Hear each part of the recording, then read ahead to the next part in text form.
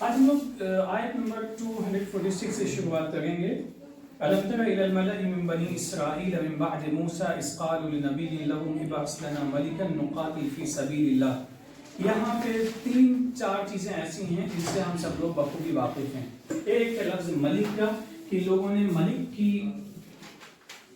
کے لیے کہا کہ میرے لیے ملک کسے کہتے ہیں؟ ملک کہتے ہیں کنگ. کنگ کو ہم کہتے ہیں بادشاہ. بادشاہ کا مطلب کیا ہوتا ہے؟ حاکم. اور حاکم کو ہم رولر کہتے ہیں. King ruler. لیکن کنگ کا کانسیپٹ تھوڑا سا ایک الگ ہے. حاکم کا مطلب جو بھی رول کرتا ہے حاکم کہتے ہیں اس کو.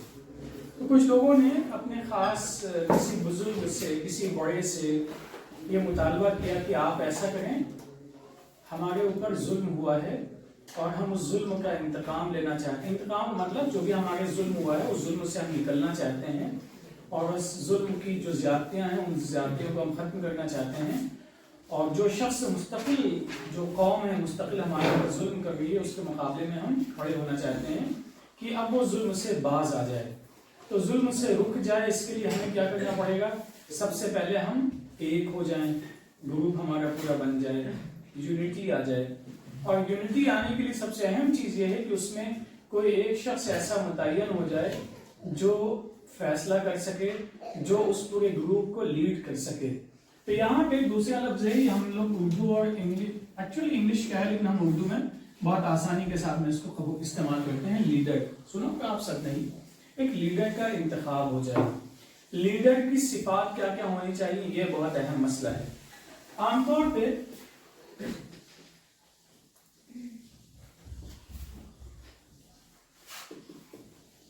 بنیادی صفات کہہ لیں یا بنیادی صلاحیت، چلیے صلاحیت چھوڑ دیے، صرف صفت پہ رک جاتے ہیں. بنیادی صفات ہم سب لوگ سمجھتے ہیں ایڈجیکٹیوز. کیا اس میں خاص بات ہونی چاہیے کس کے اندر؟ ایک لیڈر کے اندر. آپ میں سے کسی نے اس کو پہلے سے پڑھا ہوگا تو اس کو اندازہ ہوگا. تو یہ ہے کہ ایک لیڈر آپ متعین کر دیے ہمارے اوپر، اور اس لیڈر کے اس لیڈرشپ میں ہم سب لوگ جائیں گے اور جو ظلم کرنے والے لوگ ہیں ان کے ظلم کو ہم اپنے اوپر سے دور کرنے کی کوشش کریں گے. یہ اتنی سی بات تو سمجھ میں آ گئی آپ سب کے. اب اس کے بعد میں کیا ہے؟ لیڈر کا انتخاب. لیڈر کا ہم کہتے ہیں سلیکشن. سلیکشن کے لیے ایک لفظ استعمال ہوتا ہے، آپ سب لوگ اس کو لکھ لیں. ابھی لکھواتے ہیں. یہاں پہ ہم لکھوائیں گے 2 صفتیں ہیں. چلیے لکھ ہی لیا آپ اس کو. کیا ہے یہ 2؟ پہلی کیا ہے؟ صحت ہے، اور دوسری کیا ہے؟ علم ہے. لیڈر کا انتخاب. اب اس آیت کا ذرا ترجمہ دیکھ لیجیے پہلے. کیا تم لوگوں نے بنی اسرائیل کی ایک قوم کے بارے میں نہیں سنا یا نہیں جانا؟ موسیٰ علیہ السلام کے بعد میں، یعنی موسیٰ علیہ السلام گزر چکے تھے، اس کے بعد میں ان کے گزرنے کے بعد میں ایک مسئلہ پیش آیا تھا ان کی ایک قوم میں. اذ قالوا لنبی لہم ابعث لنا ملکا نقاتل فی سبیل اللہ. جب ان لوگوں نے اپنے ایک نبی سے کہا، یعنی ان کے پاس میں کوئی نبی پہلے سے موجود تھے، ایک شخص موجود تھے جو اللہ کی طرف سے متعین تھے، ان سے کہا کہ آپ ایسا کریں کہ ہمارا لیڈر منتخب کر دیے، لیڈر کو اپوائنٹ کر دیے. اس لیڈر کی بنیادی ذمہ داری کیا ہوگی کہ وہ لوگوں کو لیڈ کر سکے. آپ دیکھا مسجدوں میں ایک لیڈر ہوتا ہے، دیکھا آپ لوگوں نے، جو لوگوں کی امامت کرتا ہے، اس کو امام بھی کہتے ہیں. ایسے ہی سوسائٹی میں ایک انہوں نے مطالبہ کیا کہ لیڈر متعین کر دیے. نقاتل، ہم لوگ قتال کریں گے، جنگ میں جائیں گے، فی سبیل اللہ، اللہ کے راستے میں. فی سبیل اللہ کا مطلب یہ ہم لوگ سمجھتے ہیں کہ جہاں پہ اللہ کا حکم ہے وہیں پہ. اور بنیادی حکم کیا ہے اللہ کی طرف سے؟ اپنی جان کا ڈیفنس. یہ سب سے اہم مسئلہ ہے. جان کی حفاظت سے بڑھ کے کوئی چیز قیمتی نہیں ہے. سب سے قیمتی عمل یہی ہے. اور اسی وجہ جان کی حفاظت بہت اہم ہے. اس میں یہ ضروری نہیں کہ ایمان ہے نہیں ہے، کفر ہے کیا ہے، یہ بہت بات کی چیزیں آتی ہیں. سب سے بنیادی چیز یہ ہے انسانی جان کی حفاظت. کیوں؟ کیونکہ اگر انسانی جان محفوظ نہیں ہوگی تو پھر وہ بات سمجھے گا کیسے؟ اذ قالوا لنبی لہم ابعث لنا ملکا. ابعث آپ طے کر دیے، منتخب کر دیے، بھیج دیں، متعین کر دیے، لنا ہمارے لیے، ملکن. ملکن کی میننگ کیا ہے؟ ایک لیڈر کی. دیکھیے بادشاہ کا تصور ہمارے یہاں جو آتا ہے اس میں یہ ہے کہ خاندانی سلسلہ شروع ہوتا ہے. قرآن جس نظام کی بات کرتا ہے وہاں پہ خاندانی سلسلہ نہیں ہوتا ہے بلکہ میٹنگ شورا ہوتی ہے. شورا کہتے ہیں ایک سوسائٹی ہوتی ہے جہاں لوگ ہوتے ہیں بہت سارے الگ الگ. نقاتل فی سبیل اللہ قال هل عصیتم ان کتب علیکم القتال. اب نبی نے ان لوگوں سے کہا جنہوں نے مطالبہ کیا تھا ایک ہمارے اوپر لیڈر متعین کر دیے, کہیں ایسا نہ ہو کہ تم لوگ منہ پھیر لو, بات کو نہ مانو, ریفیوز کر دو جب تمہارے اوپر قتال فرض کر دیا جائے. یعنی ابھی تم اسکیٹرڈ ہو, بکھرے ہوئے ہو, تمہارا کوئی ایک لیڈر نہیں ہے. اگر لیڈر کوئی آ گیا اور اس کو ہم نے طے کر دیا اور پھر بھی تم نے بات نہیں مانی تو کیا ہوگا؟ کیونکہ آپ سمجھتے ہیں نبی کی بات بہرحال نبی کی بات ہوتی ہے. قالوا وما لنا الا نقاتل فی سبیل اللہ. انہوں نے کہا, قالوا کی میننگ کیا ہے؟ دے سے انہوں نے کہا, کیا کہا؟ وما لنا الا نقاتل فی سبیل اللہ. ایسا کیوں ہوگا کہ ہم اللہ کے راستے میں قتال نہیں کریں گے؟ وقت اخرجنا, وقت کی میننگ ہے اور یقیناً اخرجنا ہم لوگوں کو اخراج کر دیا گیا. اخراج سمجھتے ہیں نکال دیا گیا ہے, ہمارے اپنے گھروں سے, ہماری فیملی سے دور کر دیا گیا ہے. فلما کتب علیہم القتال, اور جب ان لوگوں پہ قتال جنگ فرض کر دی گئی تو ان لوگوں نے منہ پھیر لیا سوائے چند کے. واللہ علیم بالظالمین, اللہ تعالیٰ ظلم کرنے والوں کو جانتا ہے. یہاں تک تو باتیں بہت واضح ہیں. اس کے بعد دیکھیے وقال لهم نبیہم ان اللہ بعث لکم طالوت ملکا.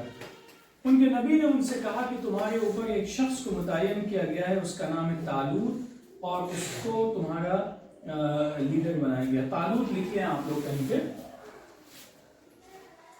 ممکن ہے آپ میں سے کسی نے طالوت جالوت کا واقعہ سنا بھی ہو, ہے کسی کے ذہن میں؟ اب یہاں میں بہت اہم سوال ہے جس کو آپ کو ذہن میں رکھنا چاہیے. 247 میں ہے وقال لهم نبیہم ان اللہ قد بعث لکم طالوت ملکا. طالوت نامی شخص کو تمہارا لیڈر بنایا ہے. قالوا, ان لوگوں نے اعتراض کیا, کہا انا یکون له الملک علینا, وہ ہم پر بادشاہ یا رولر کیسے بن سکتا ہے, ہمارا لیڈر کیسے بن سکتا ہے؟ آپ نے لیڈر تو جانتے ہی نا, آس پاس میں بہت سے بنتے ہیں, الیکشن ہوتے رہتے ہیں, ہر چیز کے ہوتے ہیں, کبھی چھوٹے کسی لیول کے ہوتے ہیں, کبھی بڑے لیول کے ہوتے ہیں. الیکشن میں انتخابات ہوتے ہیں اور بہت سارے اس میں فیکٹرز ہوتے ہیں. کہیں لوگ کسی چیز کا استعمال کرتے ہیں, کہیں کسی چیز کا, طاقتوں کی مختلف شکلیں ہوتی ہیں, ان شکلوں کو استعمال کرتے ہیں لوگ. اب ان لوگوں کا اعتراض یہ تھا کہ طالوت کو ہمارے اوپر بادشاہ کیوں متعین کیا گیا. کیا آپ اندازہ لگا سکتے ہیں کہ اعتراض کی وجہ کیا ہو سکتی ہے؟ اب ان کے اعتراض کی بنیادی وجہ یہ تھی کہ ان کے پاس مال زیادہ تھا, ان کے پاس مال کم تھا. یہ بکھرے ہوئے تھے, اسکیٹرڈ تھے, ان کے پاس میں کوئی ایک خاص لیڈرشپ نہیں تھی, لیکن مال تھا ان کے پاس. تو یہ کہتے ہیں وَنَحْنُ أَحَقُّ بِالْمُلْكِ مِنْهُ, ہم اس بادشاہت کے زیادہ حقدار ہیں, ہم زیادہ ڈیزرو کرتے ہیں. وجہ خود ہی بیان کرتے ہیں وَلَمْ يُؤْتَ سَعَةً مِنَ الْمَالِ, اس کو مال اتنا زیادہ نہیں دیا گیا ہے. یعنی ہمارے پاس میں کشادگی ہے, we have more money than him, ہمارے پاس ویلتھ زیادہ ہے, کیش زیادہ ہے, ہم چیزیں خرید سکتے ہیں, اس کے پاس میں چیزیں کم ہیں. مال کے مقابلے میں کیا چیزیں آتی ہیں؟ مال کے مقابلے میں عام طور پہ کچھ اور بھی چیزیں آتی ہیں. وہ کیا ہیں؟ آپ نے دیکھا ہے بہت سارے ایسے لوگوں کو جن کے پاس میں کچھ بھی نہیں ہے, لیکن آپ انہیں کچھ بھی دے دیں, کھانے کو بلا تکلف کھا پی لیتے ہیں کیونکہ ان کی صحت ہوتی ہے. آپ لوگوں نے ایسے لوگ بہت سارے دیکھے ہوں گے جن کے پاس میں سب کچھ ہوتا ہے, دولت ہے, سب کچھ ہے, اس کے باوجود بھی وہ بہت ہی کم چیزیں کھا پاتے ہیں. کہیں شوگر کا مسئلہ ہے, کہیں کوئی مسئلہ ہے, کہیں ہائی بلڈ پریشر کا مسئلہ ہے, مختلف بیماریاں انسان کو ہیں. انسان کے پاس سب کچھ ہوتا ہے, وہ کھا نہیں پاتے. دیکھیں ایسے لوگوں کو, اور دعا کرنی چاہیے کہ اللہ جتنا دے اس کو ہم استعمال کرنے کی بھی صلاحیت دے, کہیں ایسا نہ ہو کہ صحت ہی ساتھ نہ دے. یعنی انسان کے پاس میں سب کچھ ہے, بہترین سفر کرنے کا بہترین ذریعہ بھی ہے, جو سواریاں ہوتی ہیں, خوب پیسے ہیں, بینک بیلنس ہیں, جو چاہتے ہیں خرید سکتے ہیں, جس کو جو چیز چاہتے ہیں گفٹ کر سکتے ہیں, سب کچھ ہے. لیکن اپنے جسم کا یہ عالم ہے کہ زیادہ ہل نہیں سکتے ہیں, زیادہ سفر میں تکلیفیں ہیں, صحت اچھی نہیں ہے. تو گویا مال کے مقابلے میں صحت زیادہ قیمتی چیز ہے یا مال زیادہ قیمتی چیز ہے؟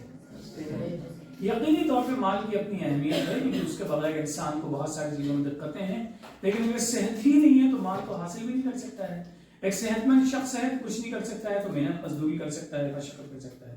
تو پہلی چیز انہوں نے بتایا ان اللہ اصطفاہ علیکم، اللہ تعالیٰ نے اس کو تمہارے اوپر منتخب کیا ہے۔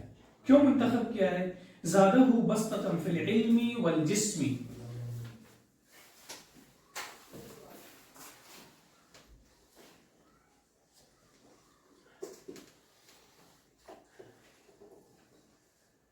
عین ہے یہ،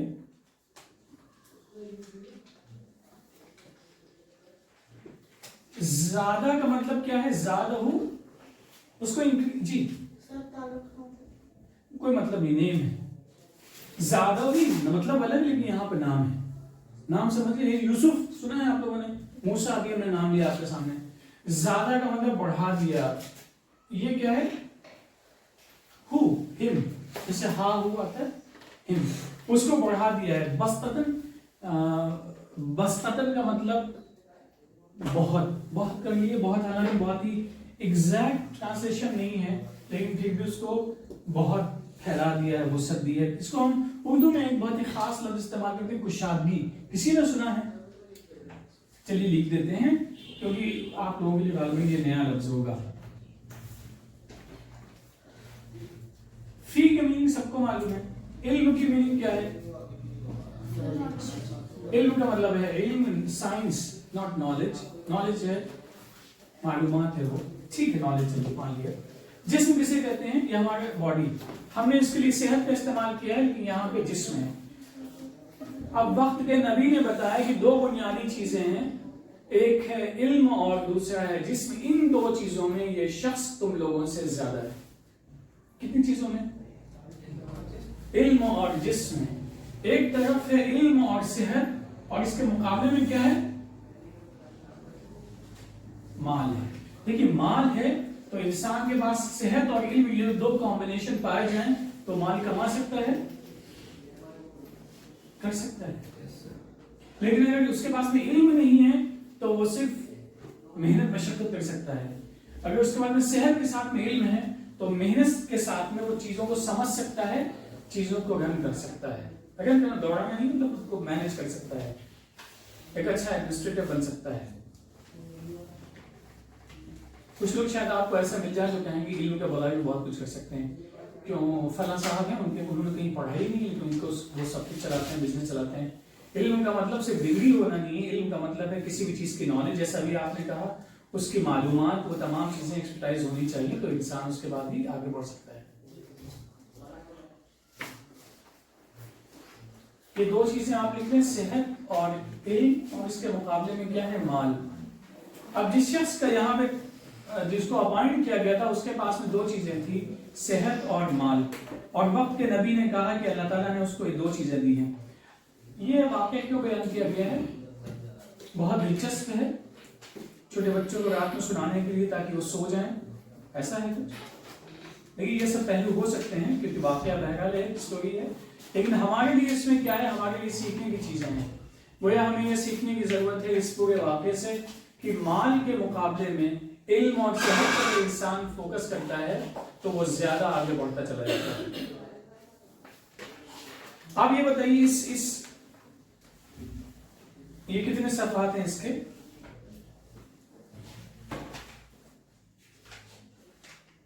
611 12 13 14 615 تقریباً صفحات ہیں اس کے، رائٹ؟ اور اس کے یہ صرف ایک ہے، اور انسان نے اپنے علم کا استعمال کیا اور اپنی صحت مند انسان نے علم کا استعمال کیا، نالج کا استعمال کیا، عقل کا استعمال کیا، تو اس کے نتیجے میں اس نے اتنی چھوٹی سی ڈیوائس ایجاد کر دی جس کے اندر ایسی لاکھوں کتابیں آ سکتی ہیں ایک وقت میں۔ آج آپ کو شاپنگ کرنے کے لیے، بینک جانے کے لیے آج بھی کہیں کوئی لائن لگنے کی ضرورت نہیں ہے، آپ سہولت سے چھوٹی سی ایک مشین ہوتی ہے اس کے استعمال کر کے تمام چیزیں آسانی سے آپ مینج کر سکتے ہیں۔ صرف صحت کی بنیاد پہ وہ کر سکتے تھے؟ نہیں کر سکتے تھے، لیکن جب علم اور صحت، خالی علم ہے لیکن وینٹیلیٹر پہ انسان پڑا ہوا ہے تو کوئی فائدہ ہوگا اس کا؟ خالی صحت علم ہے اور پھر بھی انسان مستقل ہاسپٹلائز رہتا ہے، کوئی فائدہ ہوگا اس کا؟ کھڑا نہیں ہو سکتا ہے، چل نہیں سکتا ہے، بیٹھ نہیں سکتا ہے، یا سوچتا ہے لیکن لکھ نہیں سکتا ہے، یا لکھ سکتا ہے لیکن اس کا دماغ جو اس کے ساتھ میں ہر وقت نہیں رہتا ہے، جیسے کہ شارٹ ٹرم میموری لاس ہو گیا، کچھ اور ایسی بیماری ہو گئی، تو اس صورت میں کیا ہوگا؟ صحت اور علم اگر دونوں کمبینیشن ہیں تو انسان بہت کچھ کر سکتا ہے، اور یہ اپنے آپ میں بہت زیادہ کچھ نہیں کر سکتا۔ آپ نے اسی لیے دیکھا ہوگا بہت سارے لوگ ہیں جو محنت مشقت کرتے ہیں مگر ان کی آنے والی نسلیں اس کو برباد کر دیتی ہیں، اور اس کی مثالیں ایک نہیں بہت سی ہیں۔ ضروری نہیں کہ ہر جگہ ایسا ہو، لیکن آپ کو ایسے لوگ بہت سارے مل جائیں گے کہ ایک شخص نے بہت محنت کی، یہاں کتابیں جمع کی، بہت بڑا اسکالر ہو گیا، رائٹر ہو گیا، آتھر ہو گیا، اس کی اپنی لائبریری ہے، پھر اس کے بعد میں اس کی نسل میں اگلے لوگ آتے ہیں جن کے پاس علم نہیں ہے تو اس لائبریری کو ختم کر دیتے ہیں، اور جن کے پاس میں اگر علم نہیں ہے اور ساتھ ہی ساتھ میں صحت بھی نہیں ہے تو چیزوں کو بیچ کے ختم کر جاتے ہیں اور کھا کے چلے جاتے ہیں۔ ایک واقعات نہیں، ایسے بہت سارے واقعات آپ کو ملتے چلے جائیں گے۔ مال پہ جو لوگ خالی فوکس کرتے ہیں، صحت کو بگاڑ لیتے ہیں، تو مال کا استعمال کرتے ہیں بعد میں صحت بنانے کے لیے، لیکن کیا صحت واپس آ سکتی ہے؟ علم حاصل کرنے کا بھی ایک خاص وقت ہے، طریقہ ہے، اور اس علم میں انسان لگے بغیر وہ چاہے کہ سب کچھ حاصل کر سکتا ہے تو بھی بات نہیں بنتی ہے۔ تو گویا کہ اس پورے واقعے سے ہمیں بات سمجھ میں آتی ہے، لیڈرشپ کوالٹی بہت ہی ہائی اسٹیج ہوتا ہے انسان کا، کہ یہاں پہ لوگ اس کو فالو کرتے ہیں، وہ فالو کیا جاتا ہے دوسروں کے ذریعے سے۔ اس کا مطلب اس مقام تک پہنچنے کے لیے ہمارے پاس میں صحت مند ہونا بھی لازمی ہے، اور ساتھ ہی ساتھ میں علم کا ہونا بھی لازمی ہے۔ صحت کے آنے کے لیے سب سے اہم چیز کیا ہے؟ اس پہ غور کر لیجیے گا۔ غذا، ہمارا ڈیلی کا روٹین۔ علم آنے کے لیے سب سے اہم چیز کیا ہے؟ ہمارا ڈیلی کا روٹین، علم حاصل کرنے کا طریقہ، کتنے ہم سنسیئر ہیں، کتنے ہم سنجیدہ ہیں، کس طریقے سے چیزوں کو لے کے چلتے ہیں، کتنا ہمارا فوکس رہتا ہے چیزوں پہ۔ یہ تمام وہ چیزیں ہیں جو ہمارے لیے علم اور صحت کے حاصل کرنے میں مفید ہو سکتی ہیں یا مضر ہو سکتی ہیں، اس کا اندازہ ہم خود لگا سکتے ہیں۔ یہاں تک تصویر پوری سامنے واضح ہو گئی۔ واللہ یؤتی ملکہ من یشاء، یہاں پہ ایک بہت اہم چیز ہے جسے سمجھنے کی ضرورت ہے۔ آپ لوگ یہاں پہ کیسے آئے ہیں یا ہم کیسے آئے ہیں؟ محض اپنی مرضی سے یا محض اللہ کی مرضی سے؟ اللہ کا حکم ہے، لیکن کوشش اس میں آپ کی شامل ہے، کیونکہ اللہ نے آپ کو دو اختیار دیے تھے، اختیار دیے ہیں ادھر کے بھی اور ادھر کے بھی۔ آپ نے اس کو چن لیا تو یہ آپ کے ہاتھ میں ہے۔ امپوز کرنے کا مسئلہ نہیں ہے، کیونکہ امپوز کرنے کی بات ہوتی تو ڈے آف ججمنٹ کیوں ہوتا نہیں ہوتا۔ لہٰذا یہاں پہ اختیار ہے ہمارے پاس میں، چیزوں کو حاصل کریں یا چیزوں کو ریجیکٹ کر دیں۔ کوئی انسان یہ چاہتا ہے، آپ یہ چاہتے ہیں کہ آپ کی خواہش ہے آپ سول سروس کے ایگزام کلیئر کر لیں، آپ یہ چاہتے ہیں بہت بڑے سائنٹسٹ بن جائیں، ریسرچ اسکالر بن جائیں، اور بھی کسی فیلڈ میں آپ جانا چاہتے ہیں، ایڈمنسٹریشن میں، ٹیچنگ میں، کہیں بھی، اور بس گھر میں بیٹھ کے صبح سے شام 3 مرتبہ کھانا پینا، اس کے بعد لوگوں سے بات چیت کرنا، چیٹ کرنا، ٹیلی ویژن دیکھنا، یا ٹیلی ویژن تو ختم ہو گیا آج کے دور میں، جو بھی چیزیں ہیں انٹرٹینمنٹ کی اس کو انجوائے کرنا، اس کے بعد میں ہاں میرا ڈریم تو ہے میں بن جاؤں، میں چاہتا ہوں، بنیں گے۔ اس کے لیے جو اسٹینڈرڈ پروسیس ہے اس سے گزرنا لازمی ہے۔ اچانک سے کچھ نہیں ہو سکتا ہے کہ آپ اچانک سے 12th کے ایگزام میں جا کے بیٹھ جائیں، پاس کر سکتے ہیں؟ میں بہت تیز ہوں، میرا بچہ بہت تیز ہے، بہت ایکسٹراڈنری انٹیلیجنٹ ہے، اس کا آئی کیو بہت ہائی ہے، ایگزام میں پاس ہو سکتا ہے؟ نہیں ہو سکتا۔ جب تک وہ اسٹینڈرڈ پروسیس سے نہیں گزرے گا تب تک کہ وہ پاس نہیں ہو سکتا ہے۔ اسی اختیار کی بنیاد پہ کیا ہے؟ من یشاء، آپ نے یہ سنا ہے؟ انشاءاللہ، ان کا مطلب کیا ہے؟ اگر، اس کا مطلب کیا ہے؟ اگر چاہا اللہ نے، اسی شاء سے یشاء بنا ہے، یہ ہے ماضی، اور یہ کیا ہے؟ مضارع۔ یہاں کا مطلب چاہے نا، یہاں کا مطلب چاہتا ہے، اس کی وش ہے، وہ ڈیزائر ہے، خواہش ہے، وہ چاہتا ہے تو اللہ تعالیٰ اس کو بنا کے دیتا ہے۔ اب چاہنے کے لیے کیا ہے؟ اس چاہت کا اظہار کیسے ہوگا؟ آپ میں سے کبھی کسی کے ذہن میں آیا کہ مجھے لائبریرین بننا ہے؟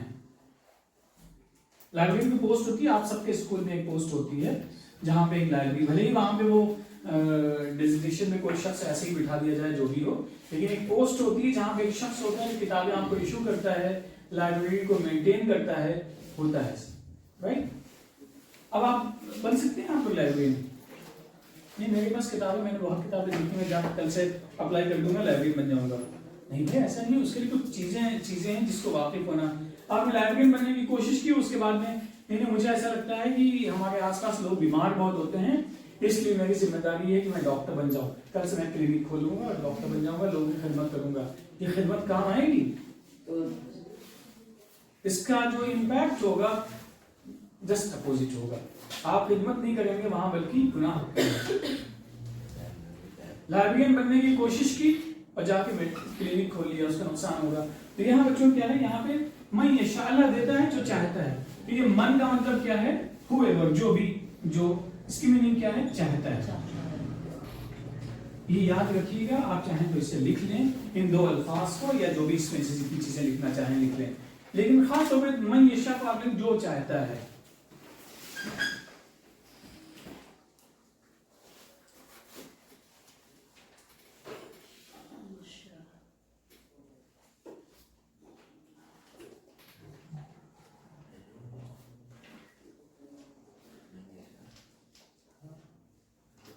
یہ ہے آیت نمبر 247.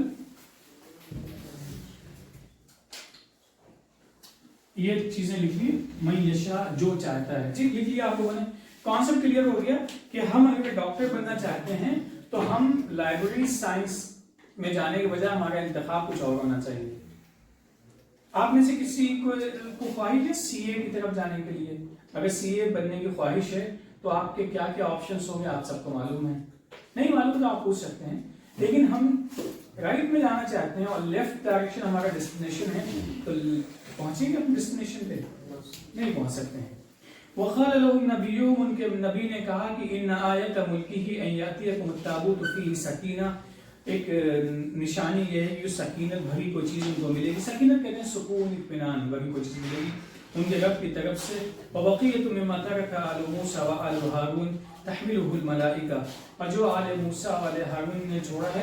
دیکھیے نبیوں نے ان کے جو وارثین حقیقی وارث ہوتے ہیں وہ کیا چھوڑتے ہیں؟ اللہ کا پیغام چھوڑتے ہیں، اور تو کچھ ہوتا نہیں ان کے پاس میں.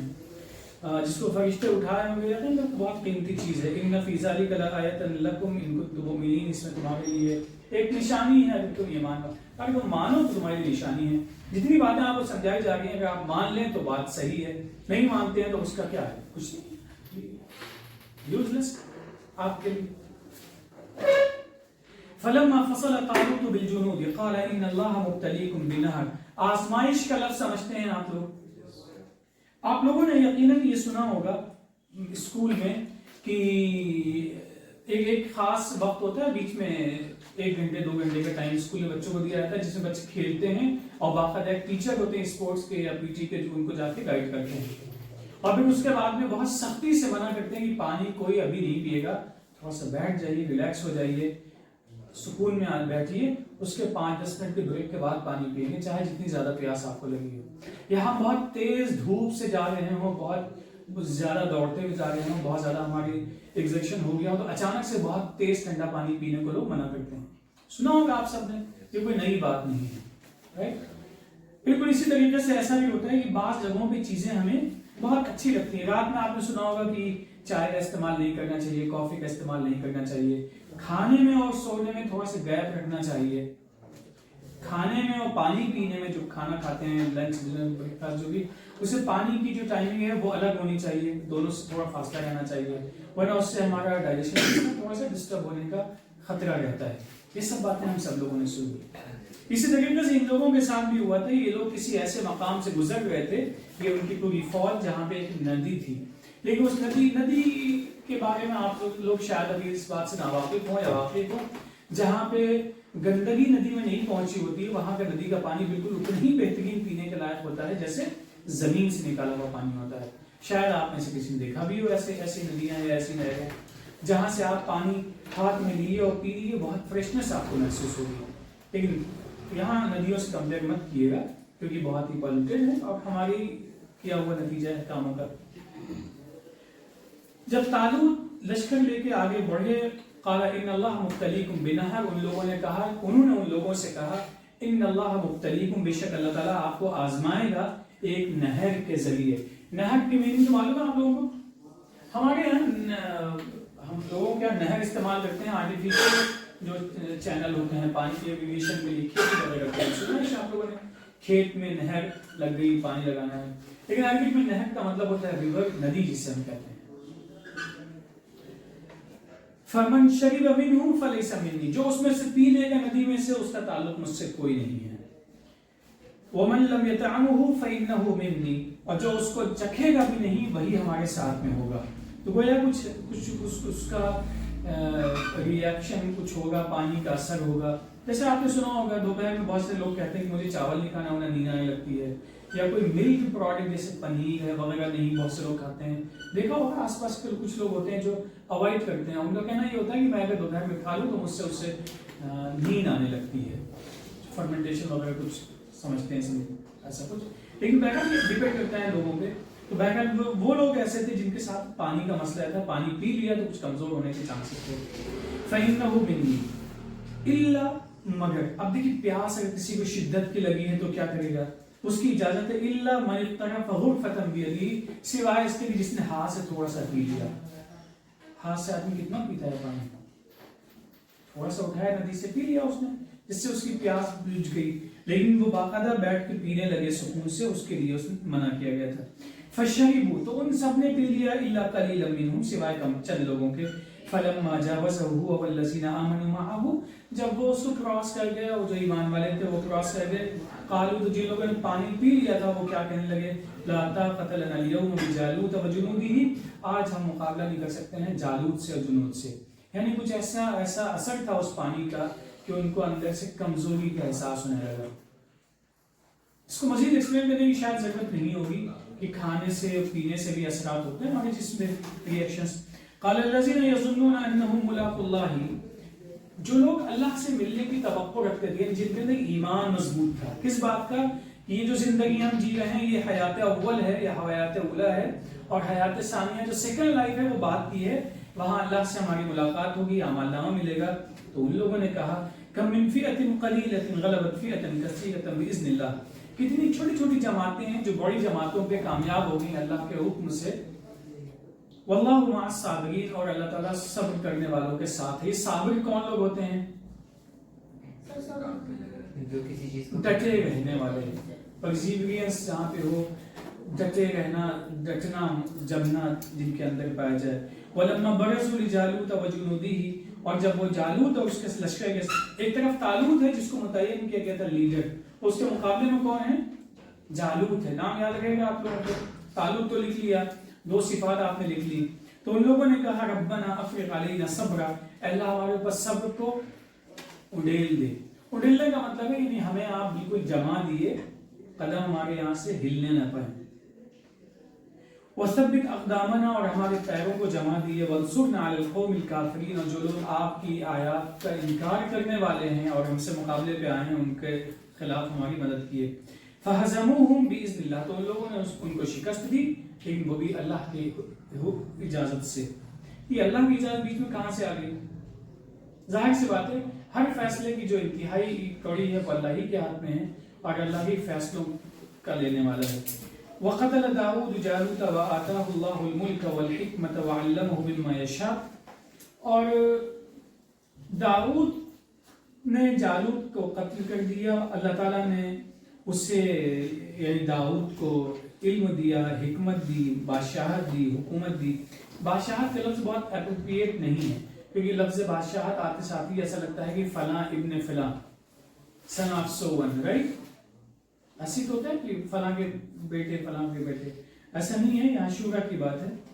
وَعَلَّمَهُ, اور اس کو وہ سکھایا جس میں سے اس نے سیکھنا چاہا, یعنی اس کی خواہش. دیکھیے دو چیزیں, ایک تو اللہ ہمیں سکھاتا ہے جو ان بلڈ چیزیں ہوتی ہیں. ان بلڈ سمجھتے ہیں آپ لوگ, ہمارے ذہن میں ہوتی ہیں.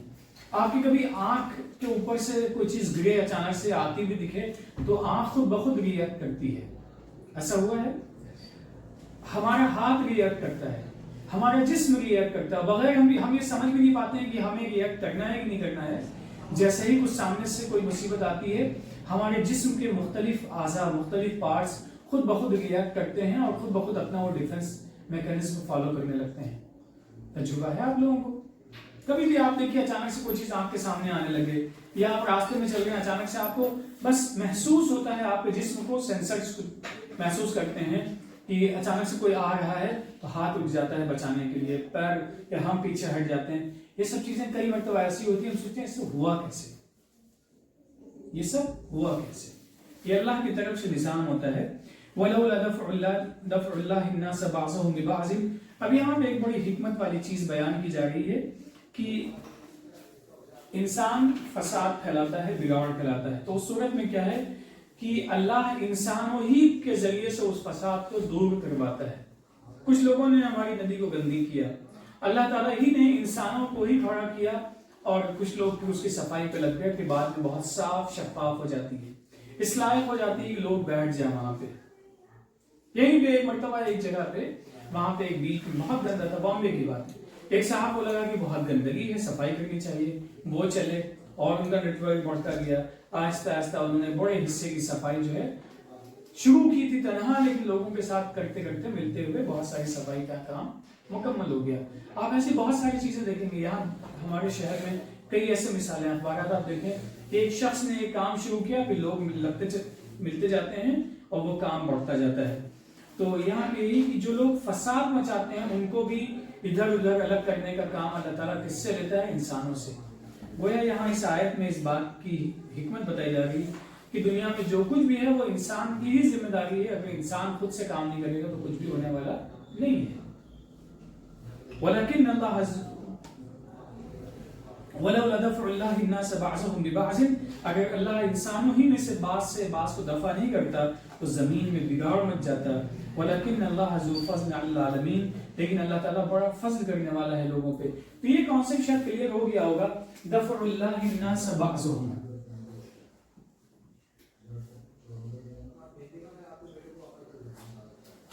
دفع ہو جاؤ, سنا آپ لوگوں, دور کرتا ہے.